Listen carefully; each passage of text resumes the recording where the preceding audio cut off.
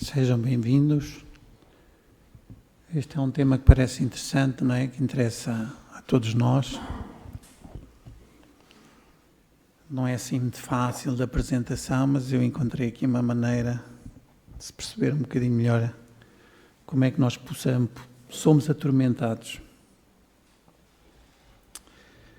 Então busquei aqui no livro dos Médios, aqui estes dois pontos, em que Allan Kardec nos diz, portanto, um dos aspectos que eles nos atormentam, portanto, será por vingança de queixas que o espírito tem do indivíduo na vida presente ou na vida passada. Portanto, coisas que possamos ter feito a alguém que não tenham sido muito corretas, tenham levado agora que possamos ter perseguições para cobrarem, digamos assim, os malfeitos que nós produzimos. Também pelo desejo do mal, o espírito, como sofre, entende fazer que os outros sofram, encontra uma espécie de gozo em atormentar ou vexar a impaciência. Por isso, a vítima demonstra por isso a vítima demonstra mais o exacerba, porque é o objetivo que ele pretende alcançar. Portanto, o espírito tem mesmo o objetivo de criar confusão, de criar destabilização no ser encarnado. E depois aqui os aspectos também da nossa, por sintonia ou afinidade vibratória, em razão dos nossos maus pensamentos, estados emocionais de baixa frequência, como o medo, a raiva, a angústia, o desânimo, etc. Vícios físicos como o álcool, drogas, sexo, tabaco, jogo, gula, comodismo, gozos exagerados, etc. Vícios morais, a crítica, a lamentação, julgamentos, maledicência, a autopiedade, que é um dos aspectos também muito negligenciado por muita gente, que não tem essa noção, que se coloca numa posição de vitimização constante e depois leva a que seja efetivamente perturbado. Por contrariedades, que leva ao sentimento de inconformação, gerando a revolta, por insegurança, por culpa, por baixa autoestima, desamor a si mesma.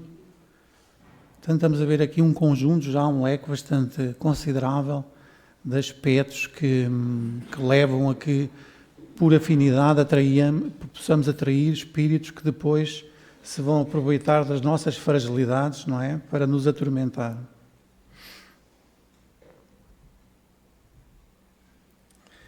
No entanto, de todos os sentimentos inferiores, o traço mais marcante na vida mental que assinala a caminhada espiritual é o egoísmo, que assenta na importância da personalidade, gerando o orgulho, a ambição, a inveja, o ódio e o ciúme. Este trecho está na questão, no comentário de Allan Kardec, na questão 917 do Livro dos Espíritos. Portanto, ou seja, ele aqui enfatiza a questão do egoísmo. O egoísmo é a fonte de todos os males. E como sendo o egoísmo a fonte de todos os males, é aqui sobre o egoísmo um pouco que eu me vou centrar, para percebermos aonde é que ele poderá interferir nas nossas vidas. Os sábios guias da verdade, portanto, oportunamente responderam a Allan Kardec, na questão 913 e 917. Estudai todos os vícios e vereis que no fundo de todos há egoísmo, ou seja, todos os vícios que nós possamos apresentar na nossa personalidade, em todos eles, pela orientação da espiritualidade, temos o egoísmo como base. De todas as imperfeições humanas, o egoísmo é mais difícil de desenraizar-se porque deriva da influência da matéria, ou seja, a matéria aqui influenciar este sentimento. Influência de que o homem, ainda muito próximo da sua origem, não pôde libertar-se e cujo entendimento concorre suas leis, sua organização social, sua educação. Portanto, como vemos aqui, o egoísmo é o sentimento central, que assenta exatamente na valorização do ego, não é? Na valorização da personalidade.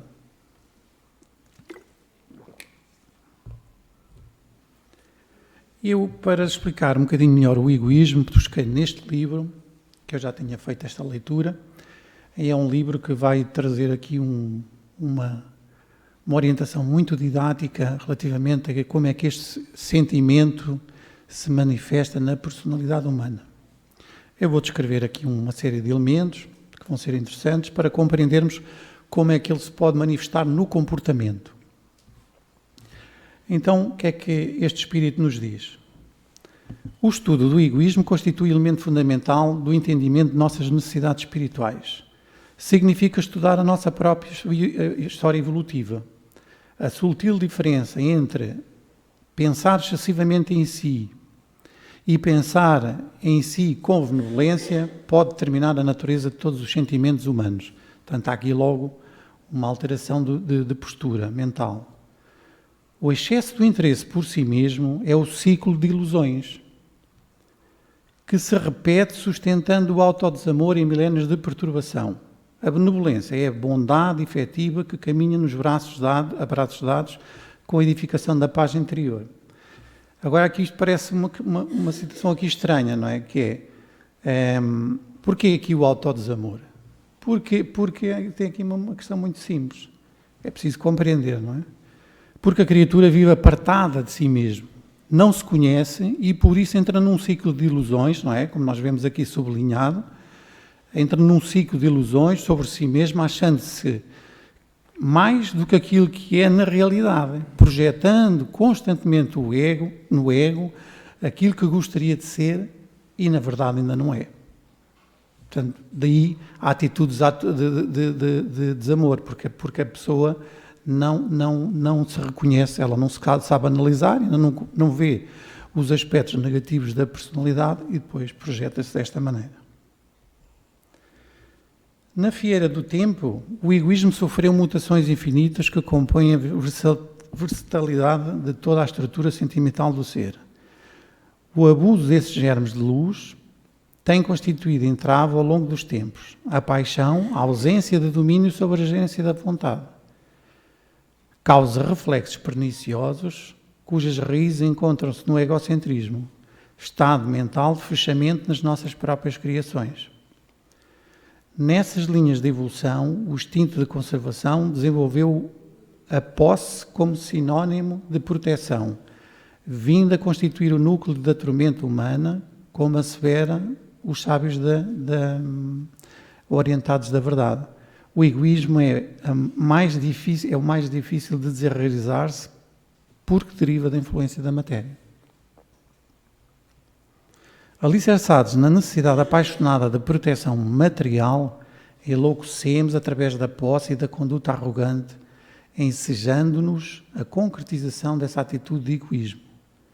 O princípio que gera a arrogância foi colocado no homem para o bem, ou seja, o sentimento base, ele foi colocado para o bem. É a ânsia de crescer e realizar-se, o impulso para progredir, o instinto de conservação que prevê a proteção e a defesa. Tais princípios são fatores de motivação para a coragem, a ousadia, o encanto com os desafios. Graças a eles surgem os líderes, o idealismo, as grandes realizações inspiradas em visões ampliadas do futuro. O excesso de tudo isso, no entanto, criou a paixão.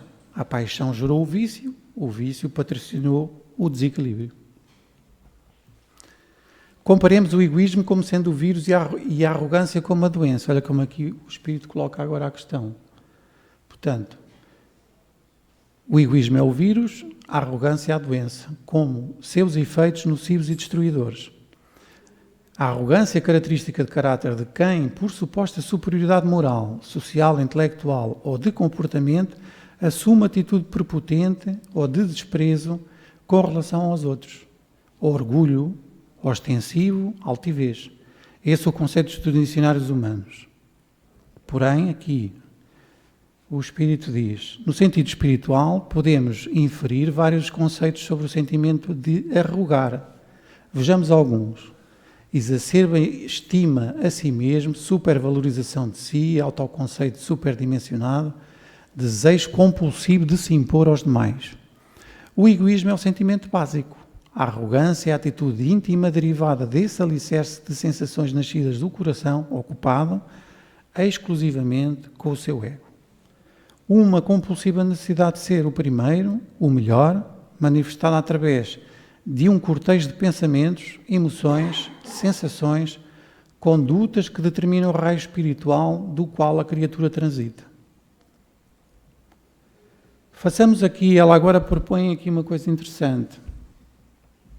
Façamos um pequeno gráfico. Escreva a palavra arrogância e circule.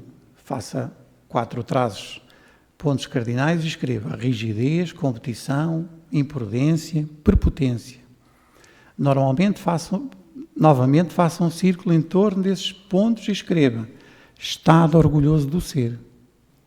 Feche esse novo círculo.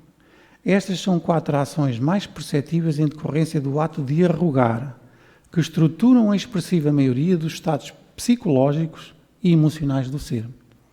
A partir desse estado orgulhoso do ser, podemos perceber um quadro mental de rígida autossuficiência, do qual nascem as ilusões e os equívocos da caminhada humana, arrojando-nos aos despenhadeiros da insanidade aceitável e da rivalidade inenvernizada.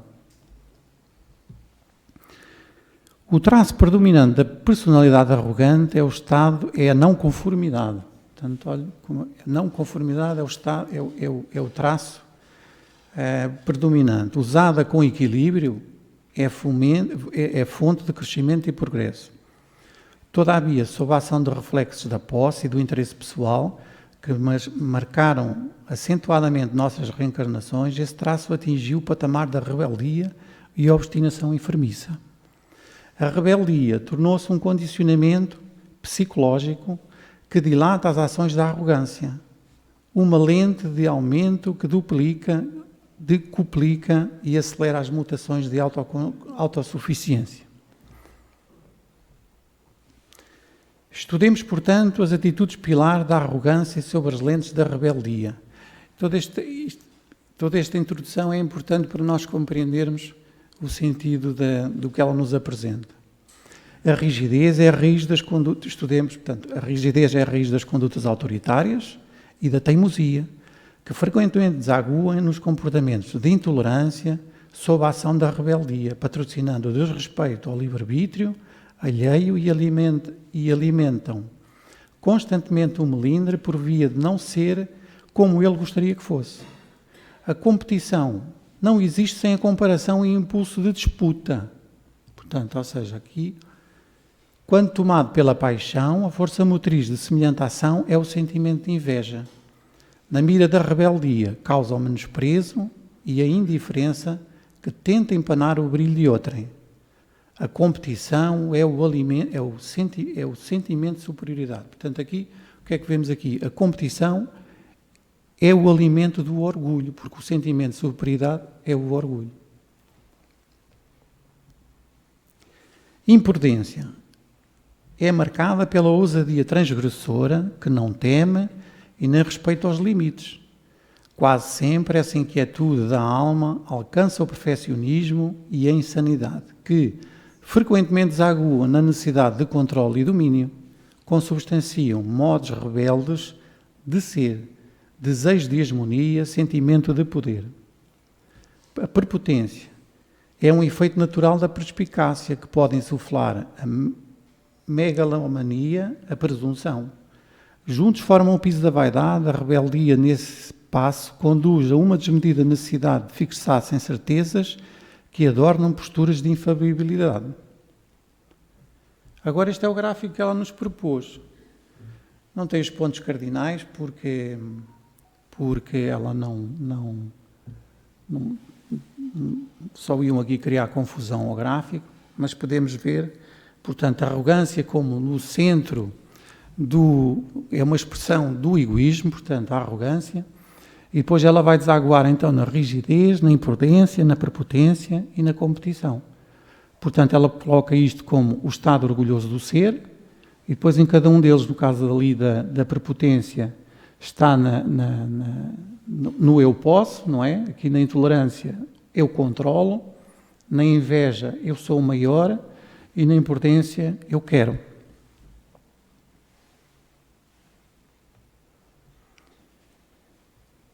Pessoas com rigidez psíquica que podem gerar o comportamento autoritário, que está ligado à necessidade de dominar, controlar e impor regras e opiniões, geralmente sem levar em conta as necessidades, sentimentos ou perspectivas dos outros. A teimosia é um comportamento em que a pessoa mantém sua opinião, decisão ou atitude, mesmo diante de argumentos contrários e evidências claras de que pode estar errada. Intolerância é um comportamento que envolve rejeição, desrespeito ou hostilidade diante do que é diferente. Perfeccionismo exigem padrões muito altos de si mesmos e dos outros. Resistência a mudanças, se sentem desconfortáveis quando algo foge do idealizado. Controle excessivo, tentam gerenciar tudo para evitar surpresas ou erros. Dificuldade em delegar tarefas, acreditam que só elas fazem da maneira certa. Na competição, portanto, pode gerar comportamentos que podem incluir a busca por validação e reconhecimento, ficar por cima, ter razão. Há aqui dois aspectos. Portanto, por exemplo, duas pessoas a discutirem, elas estão em competição, não têm essa noção. Uma pessoa quer impor uma ideia à outra, não é? Portanto, ela está em competição, ela quer impor a ideia dela à outra. Mas não se apercebem, porque isto são comportamentos inconscientes e a pessoa, como não tem conhecimento, faz isto normalmente, está habituada a fazer isto, mas não se apercebe que é este tipo de comportamento que está a ter. A frequente comparação com colegas ou rivais pode gerar conflitos de desconfianças e isolamento social. Como há sempre alguém melhor em algo, o impulso de disputa leva a comparações contínuas que normalmente decorre do sentimento de inferioridade. Portanto, aqui uma questão interessante. Gerando a inveja quando não se alcança o fim desejado. Conforme o temperamento e a história espiritual particular, a arrogância manifesta-se com maior ou menor ênfase em uma das 4 ações descritas, criando efeitos variados no comportamento. Apesar disso, a cadeia de reflexos íntimos é muito similar.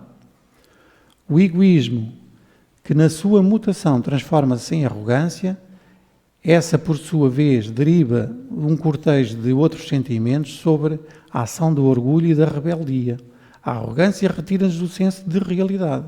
Acreditamos mais naquilo que pensamos sobre o mundo e as pessoas do que naquilo que são realmente. Portanto, aqui é o campo das ilusões. Por essa razão, esse processo da vida mental consolida-se como o piso de inumeráveis psicopatologias da classificação humana. A alteração da percepção do pensamento é o fator gerador de muitos e severos transtornos psiquiátricos. São manifestações enfermiças do eu na direção do narcisismo. A rigidez no eu controlo, era aquilo que estava no gráfico. Na competição eu sou o maior. A imprudência eu quero. Na prepotência eu posso. A arrogância pensa a vida e ao pensá-la afasta-se dos nossos sentimentos.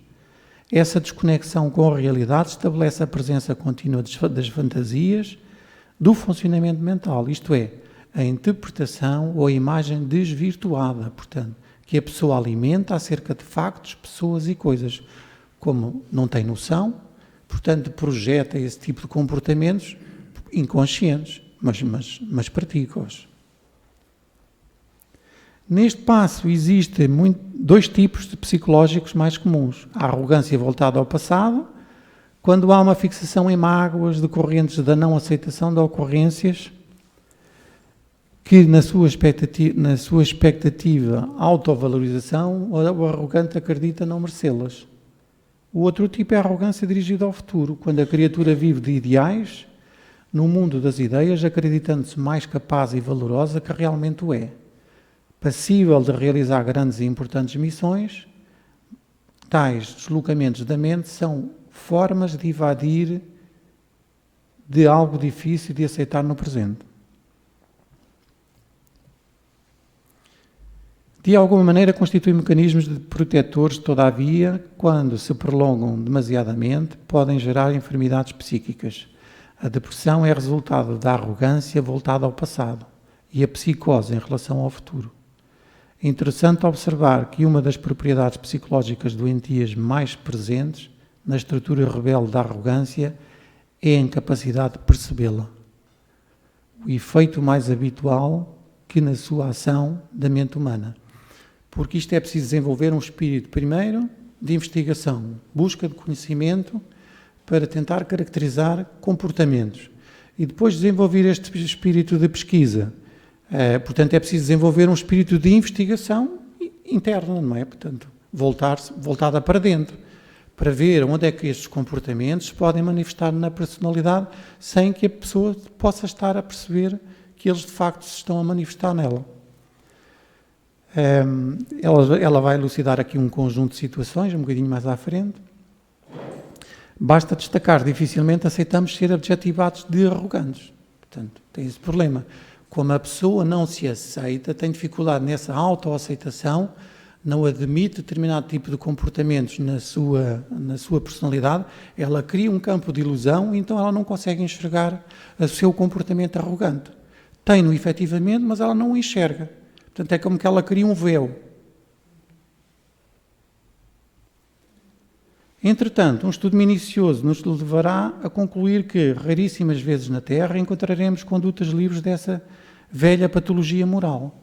Relacionamentos outros efeitos desta doença. Ela agora vai catalogar aqui um conjunto de efeitos.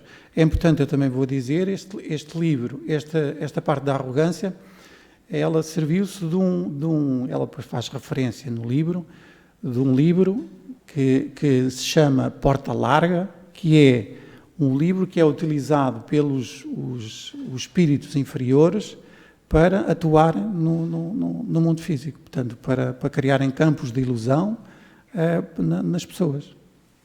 Ela agora vai aqui detalhar alguns efeitos deste ato de arrogar, não é? Como, por exemplo, perda de autodomínio, ou seja, a pessoa perde autodomínio, apego a convicções pessoais, gosto por julgar ou rotular a conduta alheia, necessidade de exercício do poder, rejeição a críticas ou questionamentos. Portanto, isto são tudo negação de sentimentos. Isto são tudo no campo das ilusões que a pessoa depois não aceita, não assume, não consegue enxergar isto. Portanto, ter resposta para tudo, desprezo aos esforços alheios, imponência nas expressões corporais, personalismo, autossuficiência nas decisões, bloqueio na habilidade da empatia, incapacita para a alteridade. Assim, eu não vou aqui detalhar isto, quem estiver interessado e queira pesquisar sobre estes aspectos, vai encontrar bastante material didático para ampliar esta compreensão. Mas o tempo aqui não daria para eu fazer essa explicação. Turbo-afeto, acredita que pode ter mais do que realmente é capaz, buscar mais do que necessita, querer ir além dos seus limites, exigir mais do que consegue, sentir que somos especiais pelo bem que fazemos, supor que temos capacidade de dizer o que é certo ou errado para os outros. Olhem este aspecto. Não é? Porquê? Se o outro está a fazer a experiência dele, ele precisa dela para crescer, quem somos nós, de facto, para dizer o que é certo ou errado?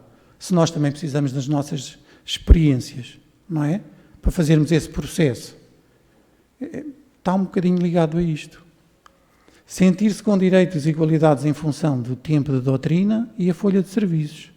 Acreditar que temos a melhor percepção sobre as responsabilidades que nos são entregues em nome do Cristo. Julgar-se apto para conhecer o que se passa no íntimo do nosso próximo. Desprezar o valor alheio. Portanto, aqui temos 24 aspectos que ela coloca para ser interessantes para serem investigados. Ter autoconsciência é uma das habilidades da inteligência emocional. Saber dar nome aos sentimentos é fundamental no processo de crescimento e reforma interior. A arrogância que costumamos rejeitar como característica da nossa personalidade é responsável por uma dinâmica metamorfose dos sentimentos. Portanto, ela gera uma panóplia de sentimentos, de construção de sentimentos na personalidade e a personalidade não se apercebe. A ignorância de seus efeitos em nossa vida é explorada pelos génios astutos da perversidade do planeta. Portanto, tem aqui um rico manancial para ir de encontro porque é que eles nos atormentam, não é? Agora trago aqui também, deste mesmo livro, alguns aspectos que são importantes. Agora já não é tanto a ver com este material, com este aspecto da arrogância, do egoísmo, Mas como lidar com isto tudo, não é? Porque é um aspecto importante. Não é só vermos o aspecto, como é que isso se manifesta em nós, mas como é que nós, qual é a postura que devemos ter diante dessa manifestação, diante dessa descoberta. Porque se nós não tivermos essa postura, também não vamos conseguir ver. Para lidar com essas sombras no mundo íntimo é necessário uma atitude amorosa. Um tratamento benevolente com o nosso íntimo, através de criação de um relacionamento pacífico com as imperfeições. Portanto, se não houver esta atitude amorosa, se não houver esta abertura, se não houver o desenvolvimento da maturidade psicológica, não é emocional, a pessoa não tem dificuldade em chegar lá. Desenvolver habilidades benevolentes para consigo é a base da vida saudável e o ponto de partida para o crescimento em harmonia. Amar a si mesmo é o cerne da proposta educativa do ser na fileira das reencarnações. O aprendizado do auto-amor tem como conquista essencial a descoberta de nossa identidade cósmica, ou seja, a realidade do que somos na obra incomensurável do Pai, nossa singularidade, o conjunto. A singularidade é a marca de Deus que define nossa história real no trajeto da evolução. É como o Pai nos conclama ser na sua criação. É importante frisar que a singularidade é o conjunto de caracteres morais e espirituais peculiares à criatura única que somos. Não é? Por exemplo, no aspecto da comparação e da competição, não precisamos nos comparar, nem precisamos competir. Porquê? Somos todos únicos, não há cópias, não é? O Vasco é único, eu também sou único, a Isabel é única, aqui a Tirza também é única, não há aqui nenhuma cópia. Portanto, compararmos é só simplesmente uma perda de tempo. Quando rejeitamos alguns aspectos dessa identidade exclusiva, nasce o conflito, ou seja, quando não nos aceitamos. Vemos, reprimimos e não aceitamos. Esse é a tormenta interior da alma convocada a transformar para melhor sua condição individual. O progresso pessoal de cada um de nós é a arte de saber integrar os fragmentos da vida íntima, harmonizando-os para que reflitam as leis naturais de cooperação, trabalho e liberdade. Portanto, aqui o progresso pessoal é a nossa capacidade de enxergarmos esses aspectos, esses fragmentos em nós e de os harmonizarmos. Somente vibrando na frequência do amor, esse movimento educativo da alma planifica-se sem angústia e o martírio, patrocinadores de longas e dolorosas crises nesse caminhar evolutivo.